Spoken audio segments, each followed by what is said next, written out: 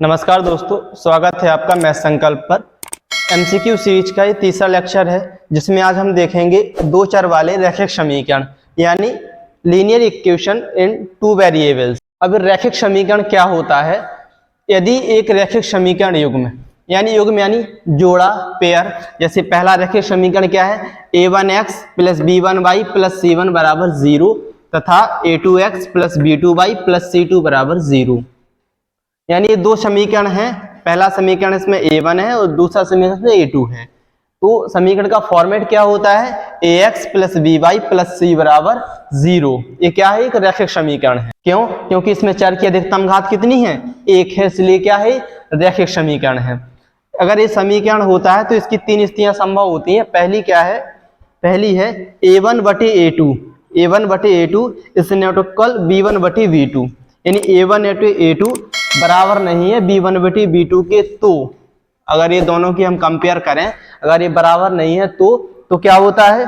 रेखाएं एक बिंदु पर प्रतिच्छेद करती हैं। इस स्थिति में रैखिक समीकरण युग्म का केवल एक हल यानी अद्वितीय हल होता है तथा समीकरण युग्म संगत होता है।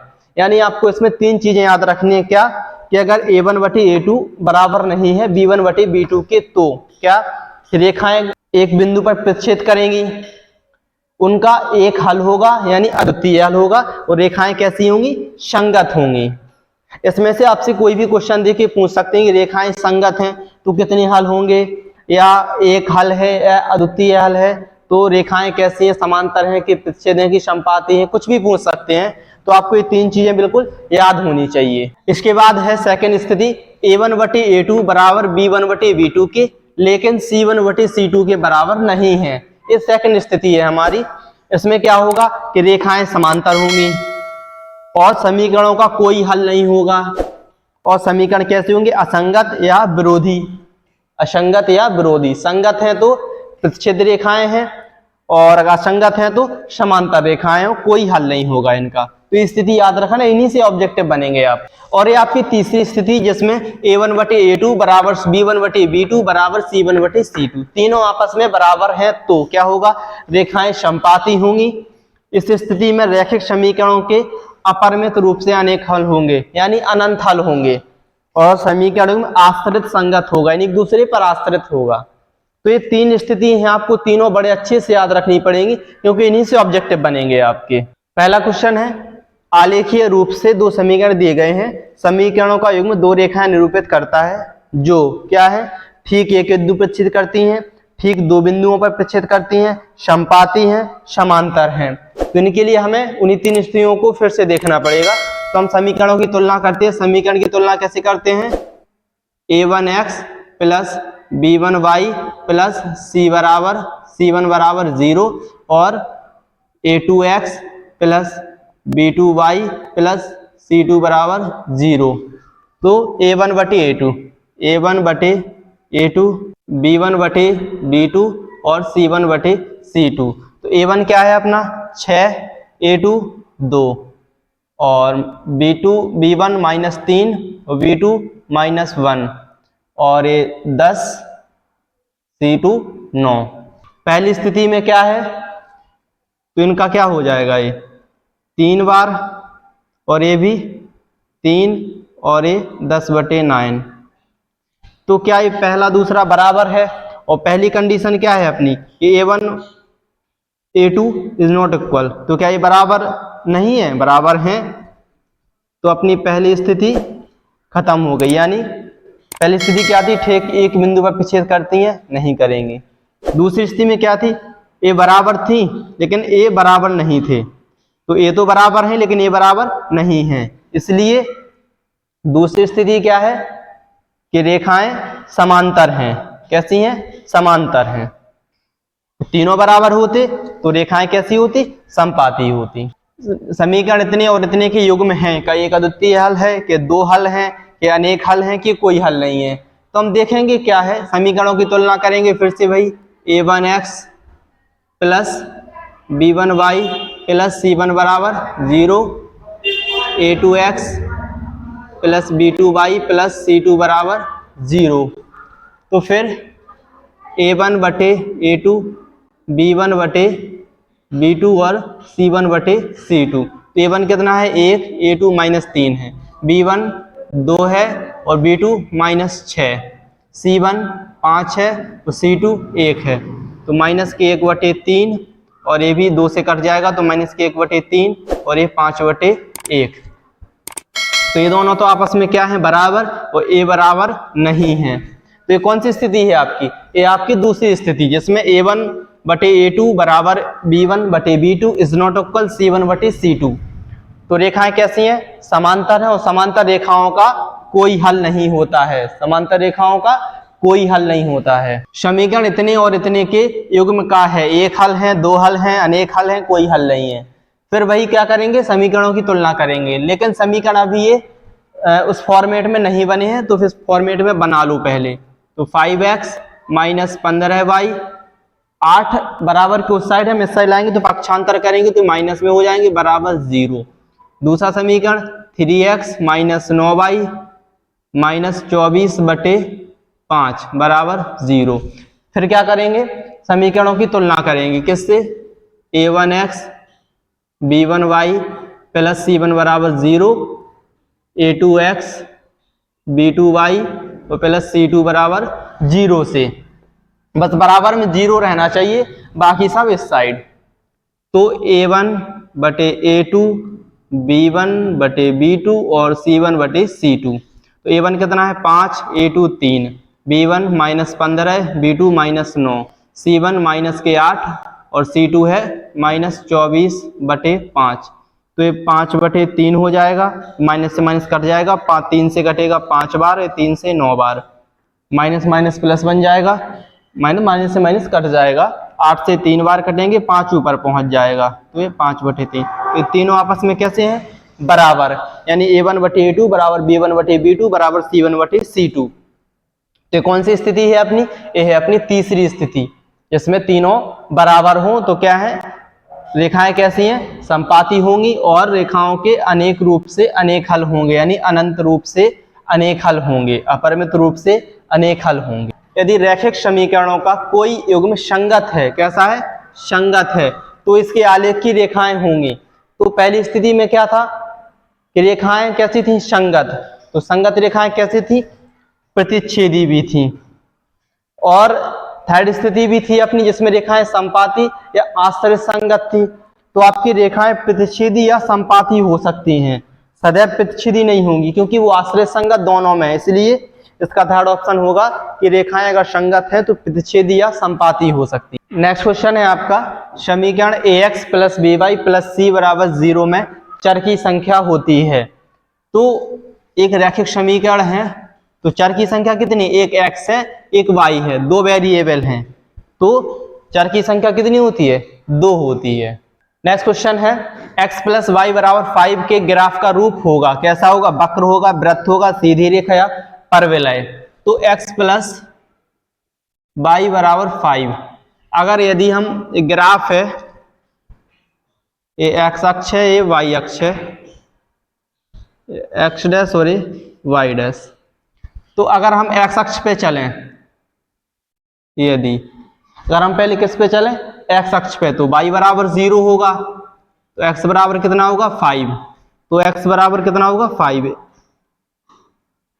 और यदि y अक्ष पे चलें तो x बराबर 0 होगा, 0 + y बराबर 5, यानी y बराबर हो जाएगा आपका 5।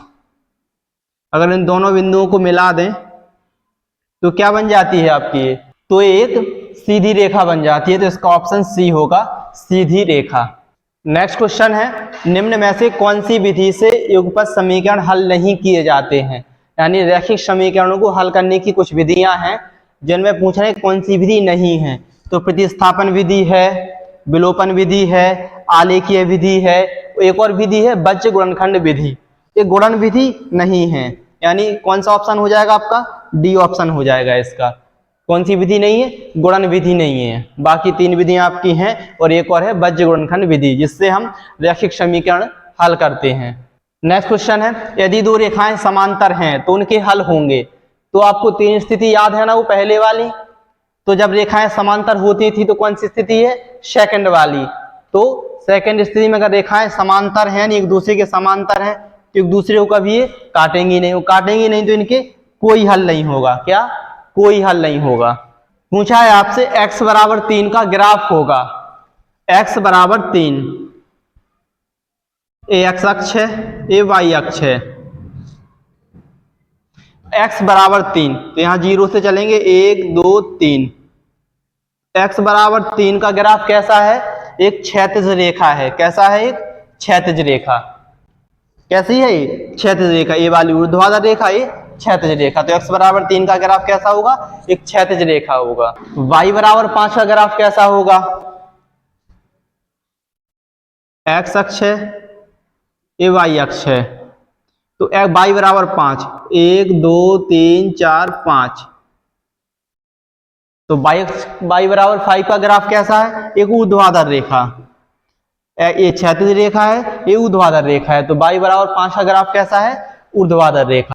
नेक्स्ट क्वेश्चन है, किस मान के लिए समीकरण इतने और इतने कैसा है, समपाती रेखाएं निरूपित करते हैं। और समपाती रेखाएं का मतलब क्या होता है, थर्ड वाली स्थिति जिसमें सभी बराबर हों। तो हम इनकी तुलना कर लेंगे, a1x plus b1y plus c1 बराबर 0, a2x plus b2y plus c2 बराबर 0 से। तो समपाती के लिए a1 a2 b1 बटे b2 बराबर c1 बटे c2, सबके मान रख देंगे हम। a1 कितना है 3, a2 6 बराबर, b1 कितना है -1, b2 कितना है -k बराबर, c1 कितना है 8 और c2 -k 16 है। तो चाहे आप इन दोनों को ले लो, चाहे इन दोनों को ले लो, किसी से भी सॉल्व कर सकते हैं। हम पहले दूसरे को उठा लेते हैं। तो 3 बटे 6 यानी 3 से 6 कट जाएगा, 1 बटे 2 बराबर, माइनस से माइनस कट जाएगा 1 बटे k। तो कैची गुणा हो जाएगा इधर, तो k का 1 में, 2 का 2 में, तो k बराबर कितना होगा आपका 2 हो जाएगा। k बराबर कितना होगा आपका 2 हो जाएगा। यदि रेखाएं, यदि और इतने द्वारा दी जाने वाली रेखाएं परस्पर समांतर हों तो k का मान ज्ञात कीजिए। तो समांतर के लिए शर्त क्या है, a1 बटे a2 बराबर b1 बटे b2। तुम देख लेते हैं, a1 बटे a2 बराबर b1 बटे b2। तो a1 कितना है इसमें 3, a2 कितना है 2 बराबर, b1 कितना है 2k और b2 कितना है 5। तो कैंची गुणा कर देंगे यहाँ से, तो 2 दूनी 4k और 5 तिया 15। तो k बराबर कितना आ जाएगा 15 बटे 4, सी ऑप्शन हो जाएगा आपका। k बराबर कितना आ जाएगा 15 बटे 4। तो c का वह मान जिसके लिए समीकरण इतने और इतने के एक युग्म के अपरिमित रूप से अनेक हल होंगे। तो अनेक हल के लिए कंडीशन क्या है, वही है a1 बटे a2 बराबर b1 बटे b2 बराबर c1 बटे c2। तो a1 कितना है c, a2 कितना है 6, b1 -1 और b2 -2, c1 कितना है, पक्षांतर करेंगे तो ये -2 और c2 कितना है -3। तो c बटे 6, ये माइनस से माइनस कट जाएगा 1 बटे 2 बराबर, ये माइनस से माइनस कट जाएगा 2 बटे 3। अगर हम इन दोनों को लेते हैं पहले, तो c बटे 6 बराबर 1 बटे 2, तो 2c बराबर 6, तो c बराबर 3 आ जाएगा आपका। और अगर इधर देखेंगे तो c बटे 6 बराबर 2 बटे 3, तो 3c बराबर 6 इंटू 2, तो c बराबर 3 से 2 बार कट जाएगा तो 4। तो कौन सा ऑप्शन है इसका, क्योंकि अनेक हल होंगे, इसके अनेक हल होंगे तो कई मान निकलेंगे। तो c बराबर 3 एक ऑप्शन मिल रहा है अपना, c बराबर 3, तो हो जाएगा इसका आंसर। आश्रित रैखिक समीकरणों के युग्म का एक समीकरण -5x + 7y बराबर 2 है, तो दूसरा समीकरण हो सकता है आश्रित समीकरण। आश्रित यानी थर्ड वाली कंडीशन आश्रित, तो इनकी सेम जैसा ही कोई हमें समीकरण देखना है दूसरा। तो ये सब में कितना है 10 10 है, ये 14, ये 4, यानी इसका जस्ट 2 गुना है। तो इसका अगर हम 2 गुना करें जस्ट इसका भी इसके जैसे मिलाने के लिए, इसका 2 गुना करने के लिए 2 का गुणा कर दो पूरे समीकरण में। तो -5 दूनी 10x प्लस 7 दूनी 14y, और ये इधर आएगा तो माइनस के 4 बराबर 0। हमें इसके जैसा ही समीकरण देखना है, तो कौन सा है -10x प्लस 14 प्लस -4 बराबर 0। तो 10x, तो इसमें अगर हम माइनस का भाग दे दें पूरे में तो ये हो जाएगा 10x माइनस 14y और प्लस 4 बराबर 0। अगर माइनस का भाग दे दें तो कौन सा ऑप्शन मैच कर रहा है अपना मैच कर रहा है ऑप्शन 10x प्लस 14 प्लस 4 बराबर 0। तो ये 10x माइनस 14y और ये -4, तो 10x माइनस 14y -4, ये डी ऑप्शन मैच कर रहा है। क्वेश्चन है यदि x बराबर a और y बराबर b तो समीकरण इतने और इतने का एक हल है, तो a और b के मान क्रमशः होंगे। a और b के मान निकालना है, x और y क्या है इनके हल हैं, अगर हल हैं यानी इनके मान हैं तो इस समीकरण को संतुष्ट करेंगे। तो जो भी इस समीकरण को इनमें से मान रखने पर ये मान आ जाए तो वही उसके मान होंगे। तो हम एक एक करके रख लेते हैं। x का मान 3 है और y का मान कितना है 5, तो 3 रखेंगे, अगर इधर 3 -5 तो क्या ये 2 आएगा, तो -2 आ रहा है, तो नहीं ऑप्शन नहीं होगा। दूसरा ऑप्शन रखेंगे 5 और 3, 5 -3 तो ये 2 आ रहा है, तो क्या 5 और 3 प्लस 4 आ रहा है, नहीं आ रहा है, तो ये ऑप्शन। इसके बाद 3 और 1, तो 3 -1 क्या 2 हो रहा है, हो रहा है, और 3 प्लस 1 क्या 4 हो रहा है, हो रहा है, यानी x और y के मान क्या होंगे 3 और 1 होंगे। अरुणा के पास केवल 1 रुपए और 2 रुपए के सिक्के हैं। यदि उसके पास कुल 50 सिक्के हैं तथा कुल धनराशि 75 रुपए है तो 1 रुपए और 2 रुपए के सिक्कों की संख्या बताइए। तो ऑप्शन में आपसे सिक्कों की संख्या दी गई है, ये 1 रुपए के सिक्के हैं इस साइड और ये 2 रुपए के सिक्के हैं इस साइड। हमें लॉन्ग मेथड से नहीं लगाना है क्योंकि ऑब्जेक्टिव है, तो ऑब्जेक्टिव में हमें शॉर्ट ही चलना पड़ेगा। तो शॉर्ट में कैसे लगेगा ये देखेंगे। तो टोटल धनराशि कितनी है 75 रुपए और टोटल सिक्के कितने हैं 50 रुपए। तो क्या ये दोनों मिला के 50 होने चाहिए, ये सिक्कों की संख्या है। तो क्या 35 और 15 50 होते हैं, होते हैं। 35 और 20 50 होते हैं, नहीं होते। तो पहला ऑप्शन तो अपना हट गया यहाँ से, क्योंकि 35 और 20 कितना होता है 55। 15 और 35 क्या 50 होते हैं, होते हैं। 25 और 25 50 होते हैं। अभी 3 ऑप्शन अपने हैं अभी। अब देखो जैसे हमारे पास अगर 5 रुपए के 10 सिक्के हैं तो हमारे पास टोटल धनराशि कितनी होगी, हम गुणा कर देते हैं 5 का 10 में तो 50 रुपए। तो वैसे हमें यहाँ पे भी गुणा करना पड़ेगा। जैसे 1 रुपए के अगर हमारे पास 35 सिक्के हैं तो हमारे पास रुपए कितने होंगे 35 × 1 35। सेम ऐसे ही 2 रुपए के 15 सिक्के हैं तो टोटल धनराशि 15 दूनी 30, तो टोटल मिला के 30 और 35 65 हो जाएंगे। हमें कितना चाहिए 75, तो अपना ये ऑप्शन नहीं है। दूसरा ऑप्शन पहले ही हट चुका था। 15 1 रुपए के तो 15 ये हो जाएंगे और 35 दूनी 70, तो 70 15 कितने हो जाएंगे 85, तो ये भी ऑप्शन नहीं है। तो 25 एकम 25 25 सिक्के रुपए ये हो गए और 25 दूनी 50, तो 25 और 50 कितने हो गए 75, तो 75 अपने पास धनराशि थी। तो आप इतना डी ऑप्शन टिक कर सकते हैं। पिता की आयु पुत्र की आयु की 6 गुनी है। 4 वर्ष बाद पिता की आयु अपने पुत्र की आयु की 4 गुनी होगी। पुत्र और पिता की वर्तमान आयु क्या है, तो ऑप्शन में क्या है वर्तमान आयु दी गई और वर्तमान आयु क्या है पिता की आयु पुत्र की 6 गुनी है।